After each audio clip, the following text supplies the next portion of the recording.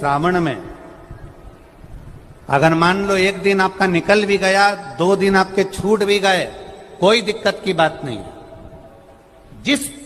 जो पेड़ तुम्हारे यहां लगा हो, जो पौधा तुम्हारे यहां लगा हो, जो वृक्ष तुम्हारे यहां लगा हो, जो क्यारा तुम्हारे यहां हो, कुंडी तुम्हारे यहां हो, उसी की मिट्टी को, उसी के पेड़ के नीचे, उसी पौधे के नीचे, उस मिट्टी को थोड़ा सा हाथ से उसको उठाकर एक लिंग की आकृति बना ले।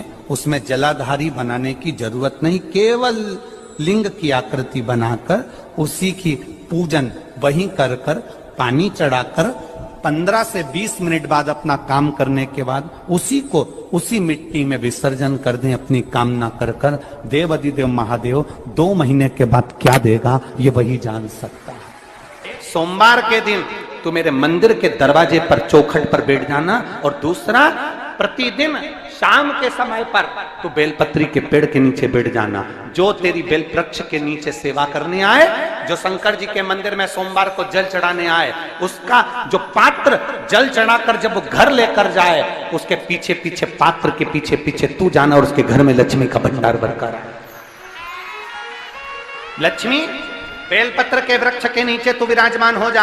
उस बेलपत्र के वृक्ष के नीचे जो बुआरी लगाए, सेवा करे, चाकरी करे, एक बेटी को जैसे बड़ा करते हैं वैसे बेलपत्री के वृक्ष को जो बड़ा करे, बेलपत्री के वृक्ष का जो पालन करे, पोषण करे, उसकी संभाल करे, उस बेलपत्री के वृक्ष को जैसे जैसे वो उन्नति करे वैसे वैसे उसके घर में समृद्धि बढ़ते जाए। उस जिसका खुद का मकान नहीं हो, खुद का मकान नहीं हो, किराए के मकान में रहते रहते जिंदगी बीत रही हो, खुद का नहीं,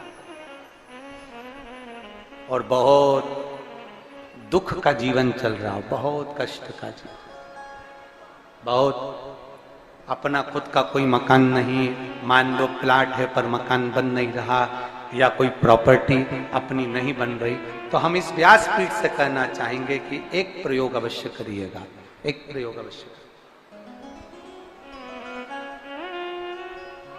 अपने आसपास के 5-6 बेलपत्र के वृक्ष देख लीजिए।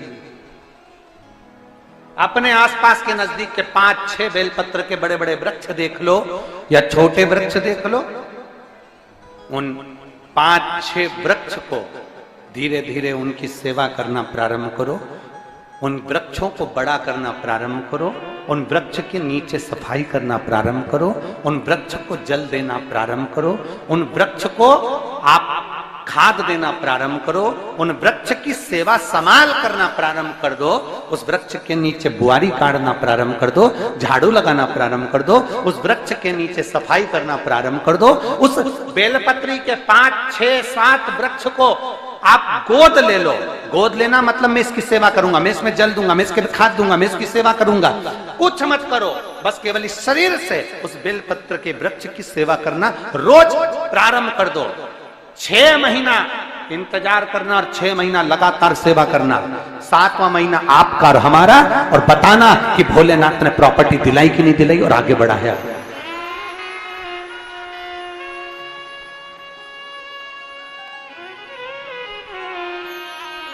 एक बेलपत्र का वृक्ष जिसके नीचे माता लक्ष्मी विराजमान होती है, एक बेलपत्र के वृक्ष के नीचे लक्ष्मी रहती है।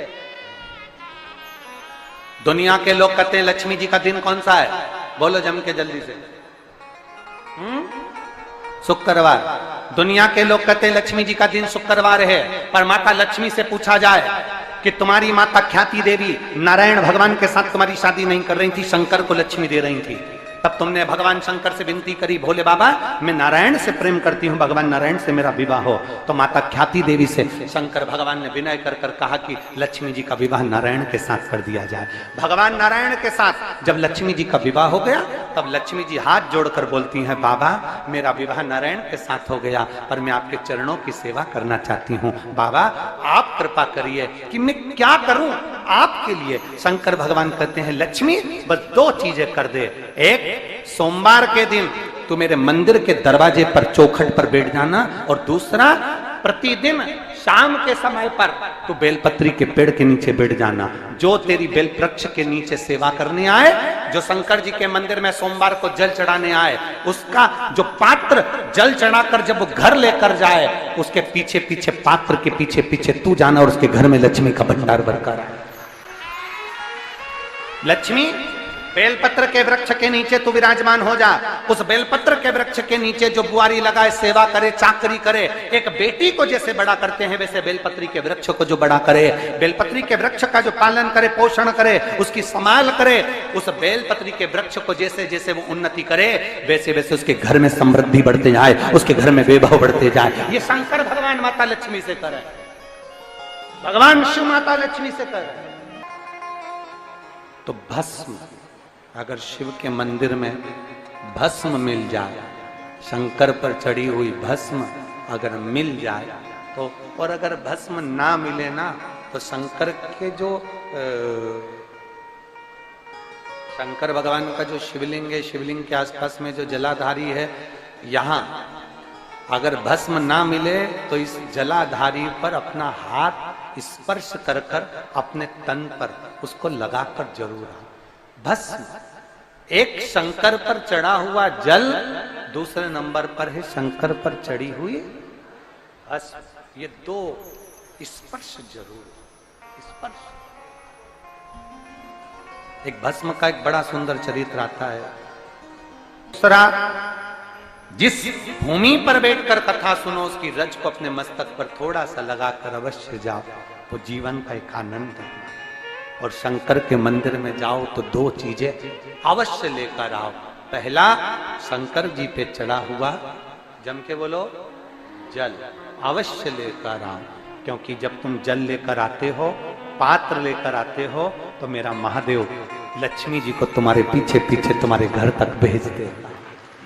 चढ़ी हुई बेलपत्र मत खाओ, लोग कहेंगे शंकर पर चढ़ा हुआ ये मत खाओ। हम इस व्यासपीठ से निवेदन करना चाहेंगे कि आप अगर दिल रखकर अपने बाबा से कहोगे ना, तो बाबा पर चढ़ा हुआ जो जल है ना, वो जल साधारण नहीं रहता। मेरा भोलेनाथ जब दुनिया को अमृत देता है तो तुमको भी अमृत दे देता है। दो चीजें कभी मत छोड़ो। अगर मंदिर में गए हो तो दो चीजें कभी मत छोड़ो। कथा में गए हो तो दो चीजें कभी मत छोड़ो।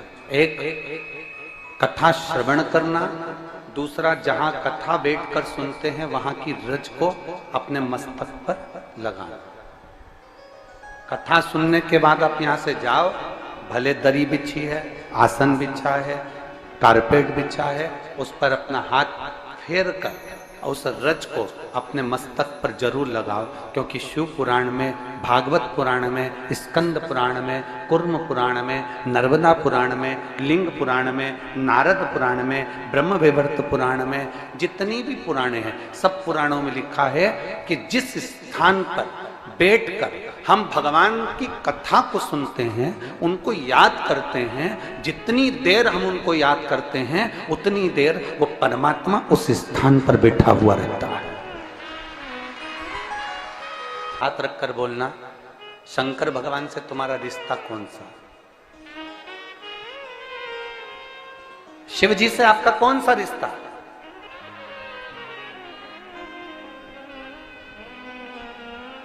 शंकर भगवान को आप क्या मानते हो? हमने आपको एक संबंध बताया था कि सीहोर कुबेरेश्वर धाम आपका मायका है, तो हम आपके भाई हैं, तो शंकर भगवान आपके पिता हैं, आपके बाप हैं, आपका बाबा है, आपका दादा है।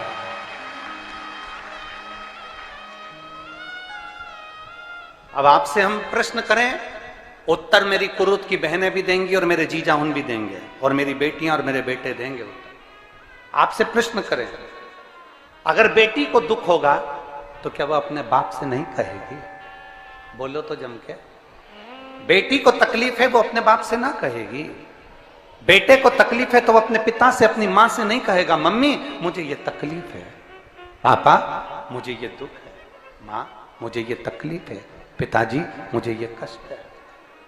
क्या वो अपने माँ बाप से नहीं कहेंगे? क्या वो अपने माँ बाप से विनय नहीं करेंगे?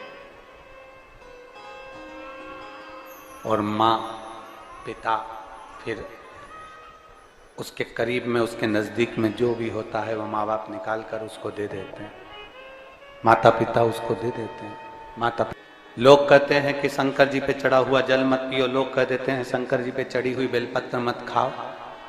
कोई इस बहन से पूछे, सुनीता सोनी से, कि शंकर पर चढ़े हुए जल से उसकी गांठ जो डबल से उसके शरीर में आ गई थी वो समाप्त हो गई, तो जरा विश्वास करिएगा कि एक बेटी अपने माँ बाप से ही तो कहेगी, और बाप के पास में जो होगा वही तो अपनी बेटी को देगा दुख को मिटाने के लिए।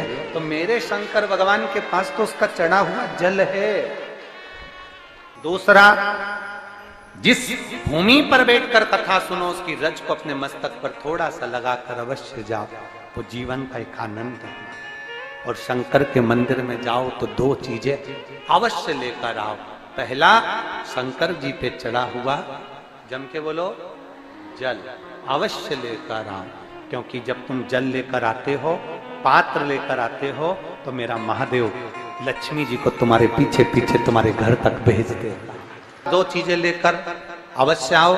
और शिव पुराण में जाओ तो दो चीजें लेकर अवश्य जाओ। पहले नंबर पर शंकर की कथा और अपने अंदर विश्वास कि मेरे महादेव की मैंने कथा सुनी है, अब मैं भटकूंगी नहीं। सारी दुनिया में मैंने ठोकर खा ली, अब कहीं ठोकर नहीं खाऊंगी, अब तो दरवाजे पर महादेव के जाऊंगी, बाकी के कहीं। दूसरा, कथा में बैठी हूं बाबा के इस रज को, ये रज नहीं है, ये धूल नहीं है, ये मेरे बाबा के कैलाश 12 ज्योतिर्लिंग का चंदन है, इसको मस्तक चढ़ाऊंगी अपने हृदय से। लाते हो आप लोग? हाथ उठाओ जरा, रख लो, बहुत बढ़िया, प्रणाम आपको सभी को, नमन। 2 बूंद जल लेकर आओ, परला। नहीं पियो तो उस जल को अपने घर में छींट दो।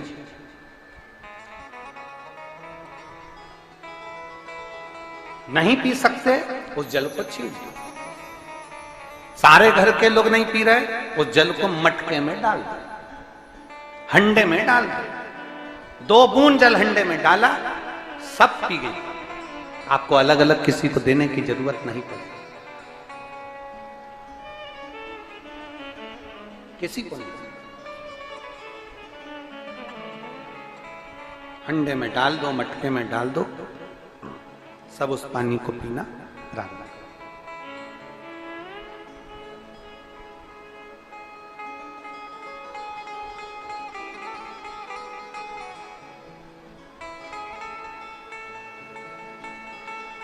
उस जल के महत्व को जो बच्चों का दर्द नहीं देख सकते, जब माता पिता अपने बच्चों का दर्द नहीं देख सकते तो देव अधिदेव महादेव तुम्हारा दर्द कैसे देखेंगे? वो भी तो काटेंगे तुमको, वो भी तो कष्ट मिटाएंगे। 2 चीजें कथा में जाकर ले। एक, जहां जगह मिल जाए वहां बैठकर कथा सुनो। धूप लगे, पंडालों की इतनी व्यवस्था नहीं हो पाती है, पंडाल लगाने वाले, टेंट लगाने वाले टेंट लगा लगा के थक जाते हैं, तो अपने साथ एक छाता लेकर चलो। 2 पानी की, जम के बोलो जरा, बोतल, बिछाने की दरी अपने साथ लेकर चलो। लोगों ने उमा महेश की कथा अपने जीवन में धारण करी कि नहीं करी वो हमको नहीं स्मरण है, पर एक बात का स्मरण करिएगा, ये जो कथा चल रही है ये गौरी शंकर चल रही है। इसके बाद में जो अमलेश्वर में कथा है वो कौन सी है? समर्पण शिव महापुराण कथा। उस समर्पण शिव महापुराण की कथा जब 2 तारीख को विराम हो जाएगी, तब उसके बाद में जो कथा 6 जून को प्रारंभ होगी सोलापुर महाराष्ट्र में, उस कथा का नाम रहेगा उमा महेश शिव महापुराण की कथा। उसको जरूर सुनो। सोलापुर में जो 6 जून से कथा होगी उसका नाम उमा महेश शिव महापुराण। उसको सुनना, श्रवण करना, उसको धारण करना है। उसमें इतने प्रश्न माता उमा ने भगवान महेश से करे हैं और महेश भगवान शंकर उसका हर प्रश्न का उत्तर दे रहा है भगवान महेश, भगवान शंकर हर प्रश्न का। बाबा बोले माता उमा ने भगवान शिव जी से, महेश भगवान से, भगवान शंकर से करेंगे, बाबा भोलेनाथ जी बताओ संसार में जन्म लेने वाले व्यक्ति के जीवन में उसके भाग्य में अगर सुख नहीं है